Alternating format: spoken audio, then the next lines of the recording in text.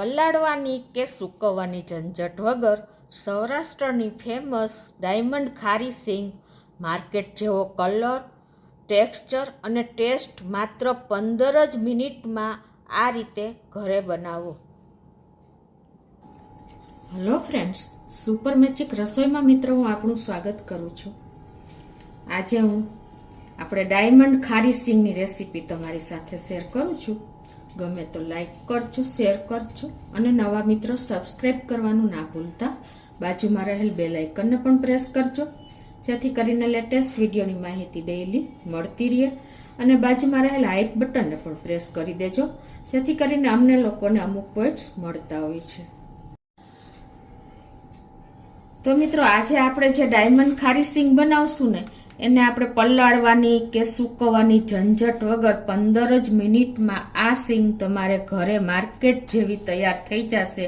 એનું ટેક્સચર, એનો કલર એ જ ઇટ ઇઝ માર્કેટ જેવો જ તમને જોવા મળશે.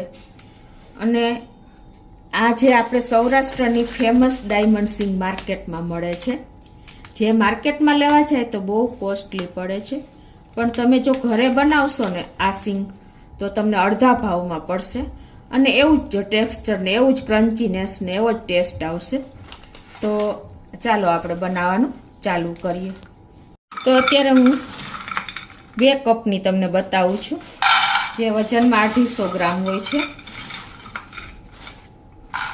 અત્યારે આપણે 2 કપ સિંગ લીધી છે ને, તો એની સામે આપણે ડબલ પાણી એટલે કે 4 કપ પાણી આપણે એક વાસણમાં નાખી દેશું, એટલે કે એક લોયામાં કે પેનમાં. અને આ પાણીને આપણે ફૂલ ફ્લેમ ઉપર ગરમ કરી લેવાનું છે ઢાંકીને.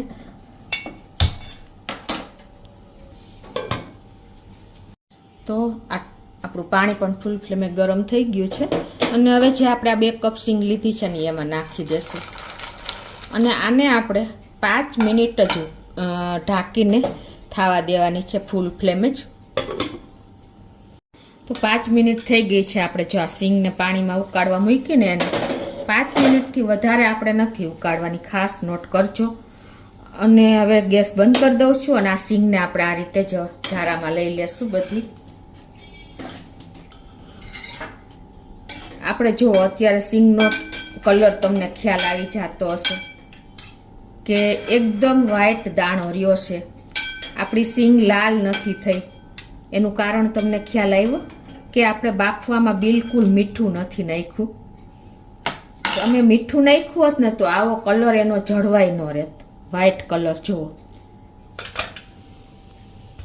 તો આ એનું રાજ છે. માર્કેટ જેવો કલર લેવો હોય તો આ રીતે તમારે મીઠું નાખ્યા વગર 5 જ મિનિટ વધારે નથી આપણે ઉકાળવાની. તો આ જુઓ, એકદમ આપણી સિંગ પાણી નીતરી ગયું છે. અને હવે એને આપણે એક વાસણમાં લઈ લેશું. અને આપણે આ 250 ગ્રામ સિંગમાં અત્યારે 1 ટેબલ સ્પૂન જેવું મીઠું નાખી દેશું અને મિક્સ કરી લેશું. વધારે મીઠું નથી નાખવાનું, તો પણ તમારી સિંગ ખારી થઈ જશે. અને વધારે ઉકાળવાની પણ નથી. જો આપણે અત્યારે આ 5 જ મિનિટ ઉકાળી છે તો એના ફોતરા કે કાંઈ બિલકુલ છૂટા નથી થયા અને કલર વ્હાઈટ જ જળવાઈ રહ્યો છે. હવે આને આપણે 2 મિનિટ આવી જ રીતે મીઠામાં જ રાખી દેશું. હવે આપણે એક બાજુ ગેસ ફૂલ કરી અને આપણે શેકવા માટેનું મીઠામાં શેકવાની છે, એટલે મીઠું ગરમ કરી લઈએ. આ મેં વાપરેલું મીઠું છે સિંગ શેકીને, કે કોઈ પણ વસ્તુ આપણે મીઠામાં શેકતા હોય એટલે મીઠાનો કલર આવો થઈ જાય છે. તમારે રેતીમાં પણ તમે સિંગને શેકી શકો છો, પણ મીઠું બધાની ઘરે અવેલેબલ હોય છે, એટલે આપણે મીઠું લઈએ છીએ. અને સિંગમાં જો તમે રેતીમાં ઘણા શેકે છે, પણ સિંગ આપણે રેતીમાં શેકીએ ને તો ઘણી વખત કાકરી ચોટી જાય છે અને એ બરાબર આપણને નથી લાગતું. એટલે બને ત્યાં સુધી તમારે મીઠું જ લેવાનું, કેમ કે મીઠું તો બધા પાસે અવેલેબલ હોય છે, રેતી નથી હોતી. એટલે આ રીતે ફૂલ ફ્લેમે આપણે મીઠું 1-1.5 મિનિટ ગરમ કરી લઈએ. તો જો આપણે 1 થી 1.5 મિનિટ થઈ ગઈ છે અને આપણું મીઠું પણ ગરમ થઈ ગયું છે ફૂલ ફ્લેમે. હવે આપણે આ જે મીઠાવાળી સિંગ કરી છે ને એને પણ 2 મિનિટ થઈ ગઈ છે. તો વધારે 2 મિનિટથી વધારે નથી રાખવાની, ખાસ નોટ કરજો. હવે આપણે આ સીંગને આ ગરમ મીઠામાં જ નાખી અને ફૂલ ફ્લેમે આપણે આ સીંગને શેકવાની છે. આ રીતે કન્ટિન્યુ ચલાવતા આપણે સીંગને શેકતા જાશું. 5 મિનિટ સુધી આપણે આ જ રીતે ફૂલ ફ્લેમે શેકશું.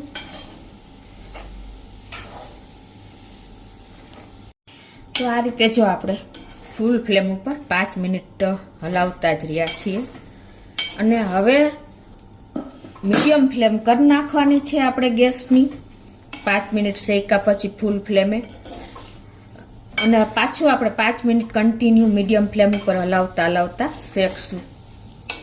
મિત્રો, સીંગ શેકવાનું રાજ જ એ છે કે કેટલો ટાઈમ પરફેક્શન છે તો જ તમારી માર્કેટ જેવી જ આ સીંગ બનશે. એટલે ક્યારે ગેસની ફ્લેમ ફૂલ કરવી, ક્યારે ગેસની ફ્લેમ મીડિયમ કરવી એ પણ ખાસ નોટ કરજો. તો જ તમારી સીંગ માર્કેટ જેવી કલર, ટેક્સચર અને ટેસ્ટ એ બધું જ આવશે. તો આ રીતે જો આપણે મીડિયમ ફ્લેમ ઉપર કન્ટિન્યુ 5 મિનિટ શેકી છે. અને હવે એનું ટેક્સચર આપણે જોઈ લઈએ. આ રીતે દાણો તમારે ડીશમાં લઈ અને જોઈ લેવાનો, ઠંડો કરીને. થોડોક ઠંડો થાય પછી તમને બતાવું. અને હવે મિત્રો આપણે 5 મિનિટ મીડિયમ ફ્લેમે શેકી. હવે ગેસની ફ્લેમ આપણે આગળ તમને દાણો જોઈને બતાવું. તો જો આપણે આ રીતે ફોતરું તો ઇઝીલી ઉતરી જ જાય છે, તમને ખ્યાલ આવી ગયો. પણ તમે જ્યારે દાણાને આવી રીતે તોડશો અને ચેક કરશો ને તો દાણામાં હજી આવી રીતે ચેક કરો. જો હજી મોઇસ્ચર લાગે છે, એટલે કે ભેજ લાગે છે, હજી પરફેક્ટ આપણી સીંગ શેકાણી નથી. તો હજી આપણે આને સ્લો ફ્લેમ કરી અને પાછી 5 મિનિટ સુધી કન્ટિન્યુ હલાવતા શેકી લેશું. તો મિત્રો હવે આપણે જો સ્લો ફ્લેમ ઉપર શેકતા રહ્યા છીએ ને એને પણ 5 મિનિટ થઈ ગઈ છે સીંગને. જો હવે આપણે દાણો પણ, અને અમુક દાણા ફાટી ગયા છે. જો આ રીતે તમારી સીંગ શેકાશે ને એટલે દાણો ફાટી જશે. અને આપણે આ રીતે સીંગ થોડીક આપણે ડીશમાં લઈ અને ઠંડી થાય ને એટલે તમને ચેક કરીને બતાવું. તો જો હવે આ સીંગ પણ ઠંડી થઈ ગઈ છે અને ફોતરા તો ઇઝીલી ઉતરી જ જાય છે અને એની ક્રન્ચીનેસ પણ આવી જ ગઈ છે. અને આપણે સીંગનો દાણો પણ જો લાઇટ એવો બ્રાઉન થઈ ગયો છે. અને આ રીતે આપણે ભાંગીને તો અંદર પણ બ્રાઉન થઈ ગયો છે, એકદમ ક્રન્ચી થઈ ગયો છે. તમને ખ્યાલ આવી જતો હશે. જો આટલો દાણો આપણે શેકવાનો છે અને આ રીતે તમે ભાંગશો ને તો ફટફટ ભૂકો થઈ જાય છે. જુઓ, એટલે અત્યારે આપણી સીંગ પરફેક્ટ શેકાઈ ગઈ છે. તો આ રીતે તમારે 5 મિનિટ ફૂલ ફ્લેમ ઉપર, 5 મિનિટ મીડિયમ ફ્લેમ ઉપર અને 5 મિનિટ સ્લો ફ્લેમ ઉપર તમે સીંગને શેકશો ને એટલે પરફેક્ટ તમારી સીંગ માર્કેટ જેવી શેકાઈ જશે, માર્કેટ જેવો કલર આવશે, એનું ટેક્સચર માર્કેટ જેવી જ તૈયાર થશે. તો હવે એને આપણે ગેસ બંધ કરી દીધો છે ને આ રીતે ચારી અને આપણે એક વાસણમાં લેતા જાશું. એની ક્રન્ચીનેસ તમને ખ્યાલ જ આવી જશે. અને જો સીંગ શેકાઈ જાય એટલે ફાટી પણ જશે, એની નિશાની છે. તો આ રીતે જો પ્લેટમાં નાખીશ ને એટલે એનો અવાજ ઉપરથી તમને ખ્યાલ આવી જશે કે કેટલી ક્રન્ચી થઈ છે ને મિત્રો.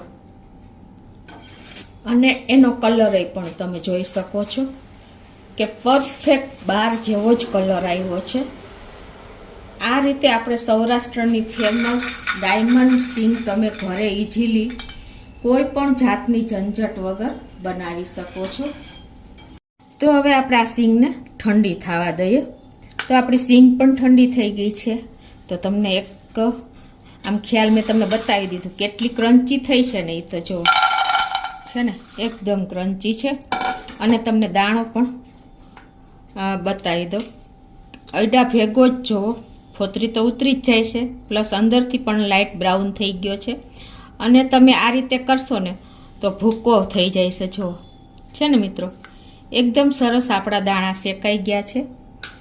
અને જોઈ એટલું જ ટેક્સચર સરસ આવી ગયું છે, માર્કેટ જેવો કલર આવી ગયો છે. અને ટેસ્ટ તો વાત જ ના પૂછો, એટલો સરસ આમ ક્રન્ચી થઈ ગયો છે. તમારે દાંતેથી ભાંગવાની જરૂર ન પડે ને એટલી ક્રન્ચીનેસ આવી ગઈ છે મિત્રો.